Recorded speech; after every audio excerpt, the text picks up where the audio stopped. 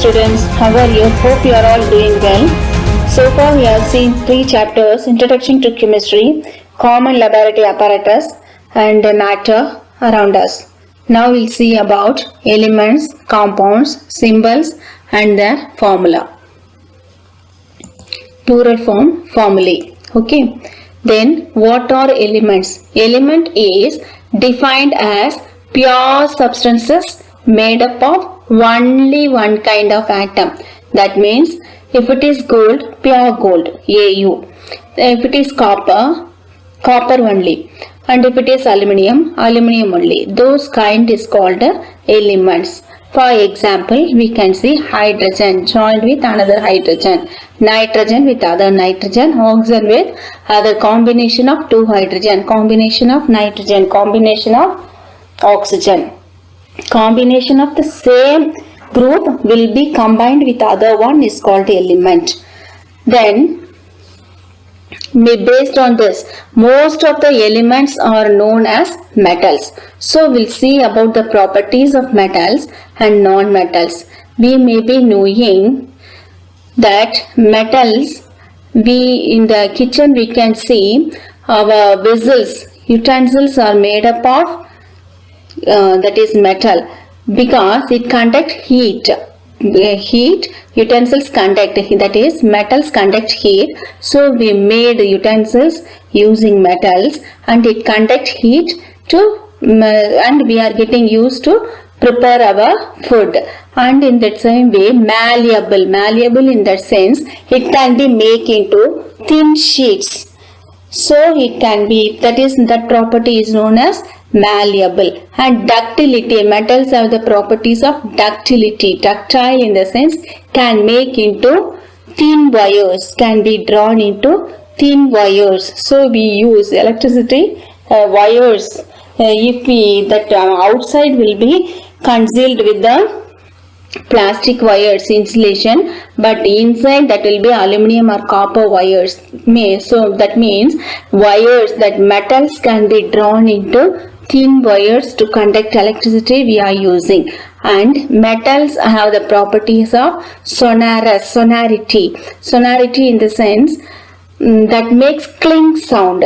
In the temples we can hear the bell sound, that is sonorous. Or if we are dropping the coins, rupee coins, it will be making cling sound. Or we are making it that if we are dropping a spoon, scoop, whatever that is, plate, eating plate, metal plates will make a sound, that is known as sonority. Metals have the property of sonority. Metals have high tensile strength due to high attraction between molecules. Tensile, that means having, that can be holding the tensile in the sense that can withstand. Elasticity metals will be having, because of that it has the malleability and ductility, that known as tensile, elasticity. Then metals have high density, so it cannot be break easily. Then metals have high melting point and boiling point, that is most important. Otherwise if we are cooking, that metal will be melting out, so that cannot hold the food in that. So that property is most essential as we are using that as a cooking utensils. Then metals combine with oxygen and form basic oxides.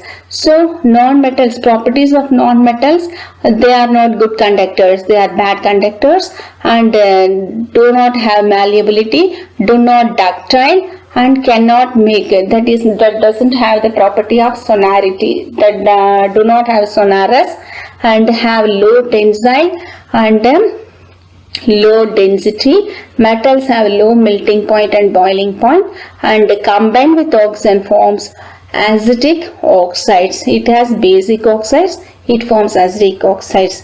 Understood so far? Element, first the lesson name is element.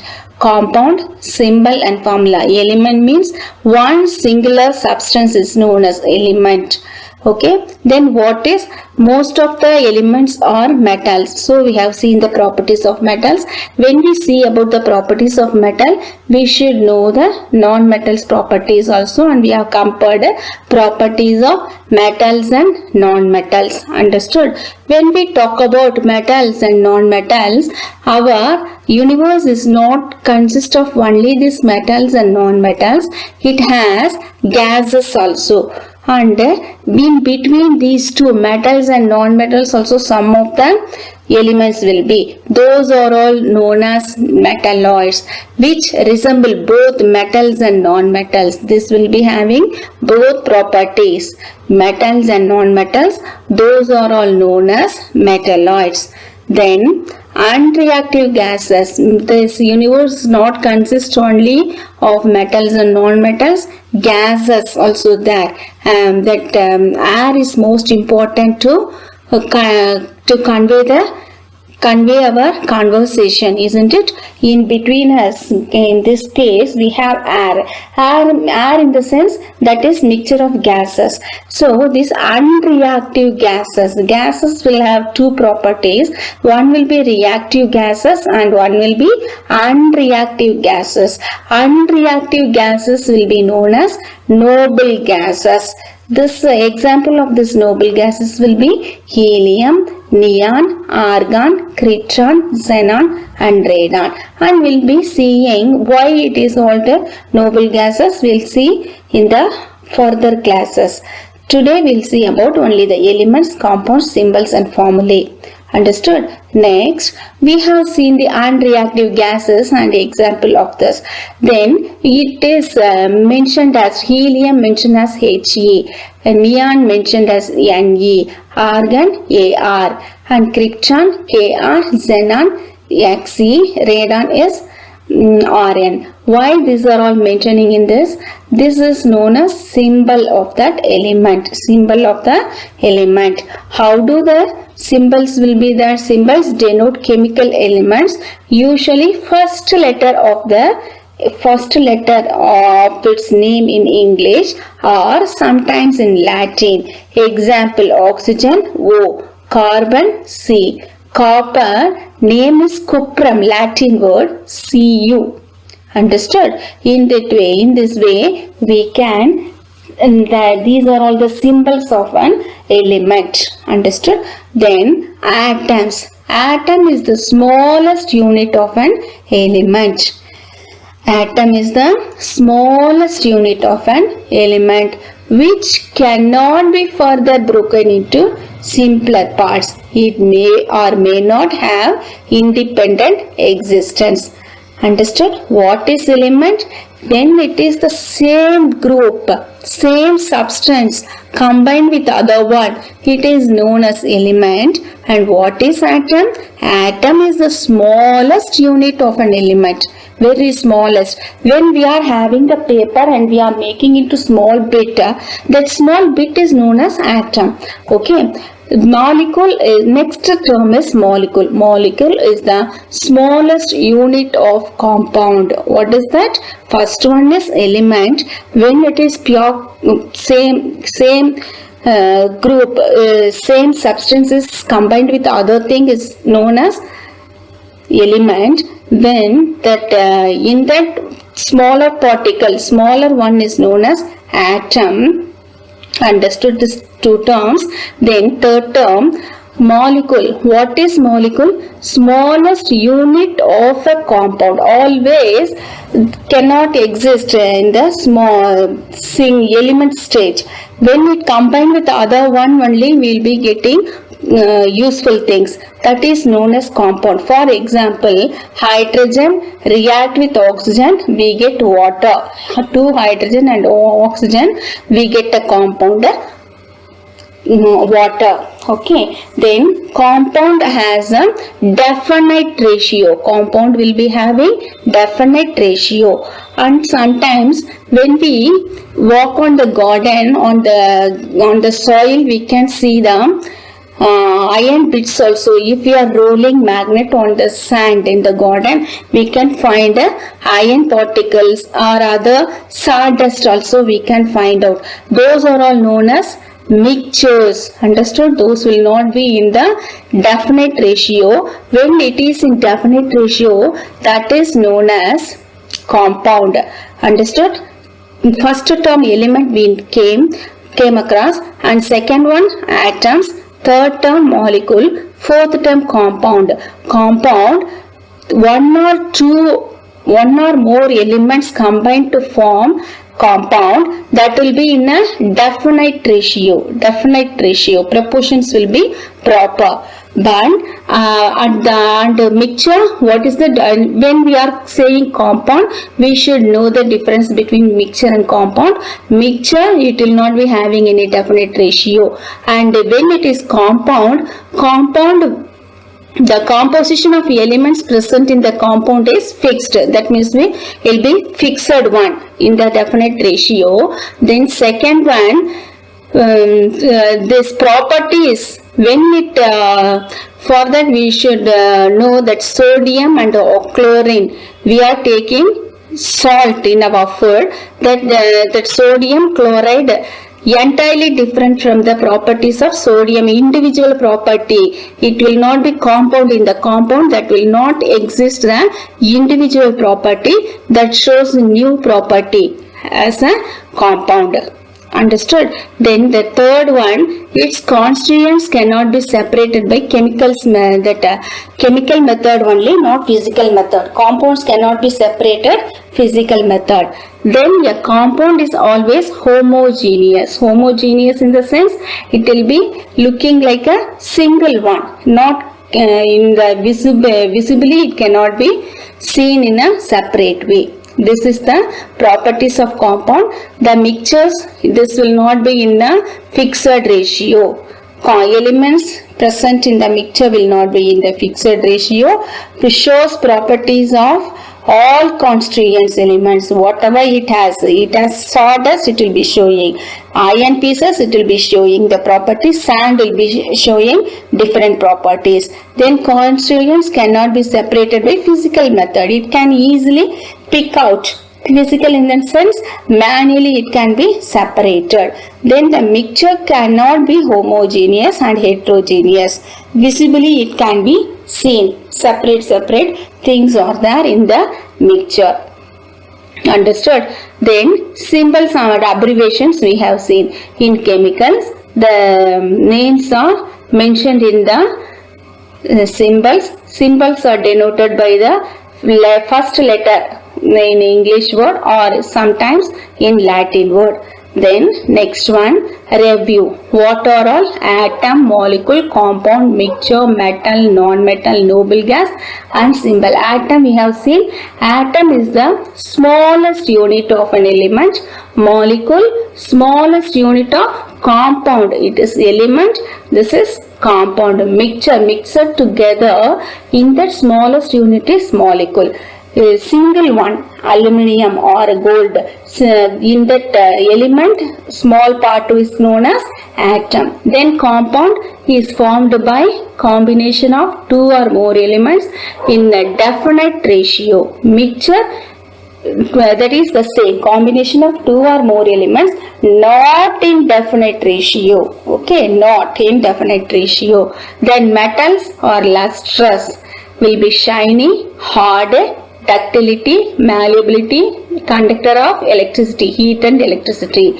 Non-metals will be looking dull, do not shine, do not lustrous we can write, do not shine, cannot be drawn into wires, cannot be malleable, have low melting point, low boiling point, do not produce sound, sonority will not be there, do not conduct electricity, and some may be resembling metals and non-metals is known as metalloids. Then noble gases, when we see the elements in that, we'll be saying we should know about the air also. Air we can segregate as two groups as reactive gases and non-reactive gases. Non-reactive gases will be noble gases.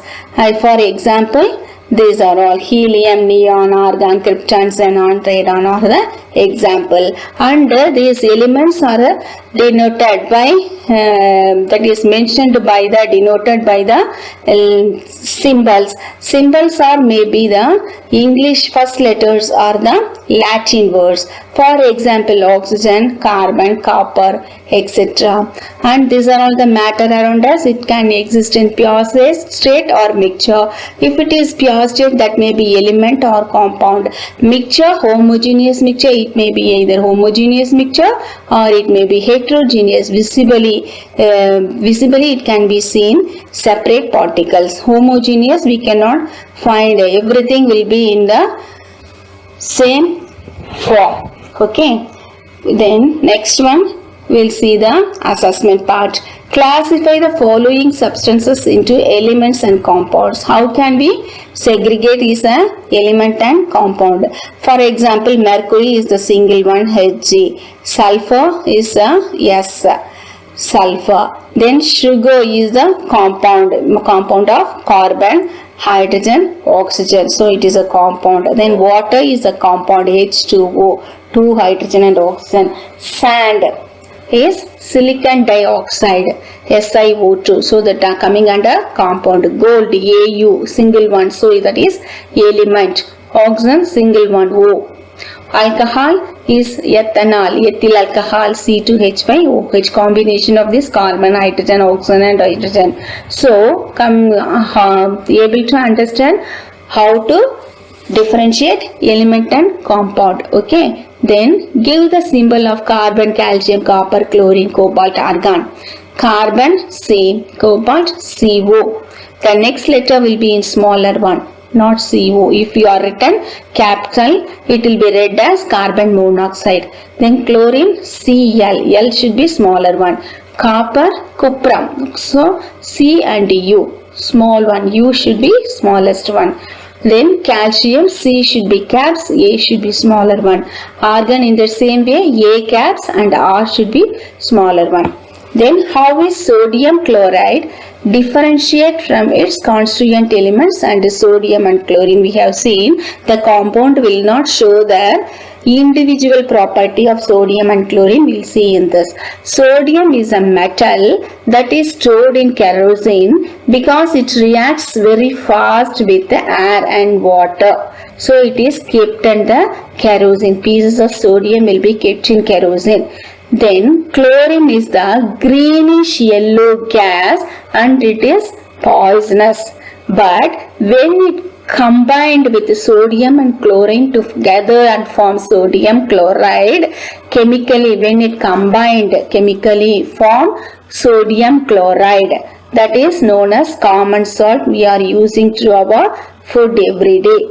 Okay, that is non-poisonous. That not shows the real property of sodium and chlorine, and it shows the new property. It becomes non-poisonous and colorless. It was in green color, yellowish gas, greenish yellowish gas, but the sodium chloride is colorless and it is a gaseous state.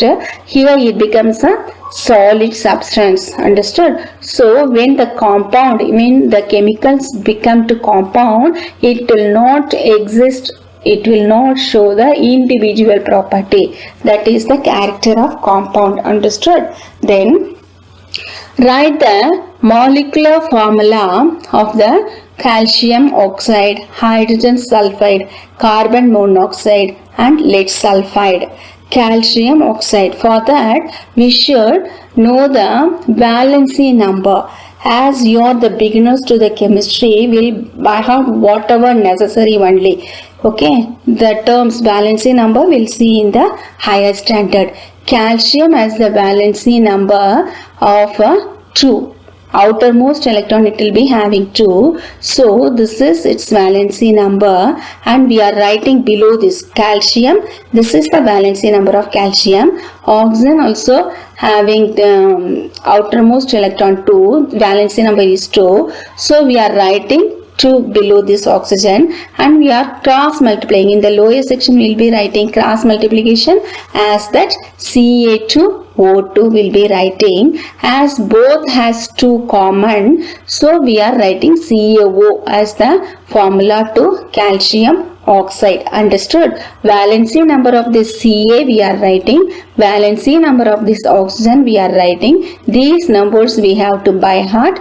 And and as we are doing cross multiplication, we are writing Ca2 and O2 as both have 2 as a subscript. We are neglecting the 2 and CaO will be the formula of calcium oxide. In that way, hydrogen sulfide, hydrogen valency number is 1.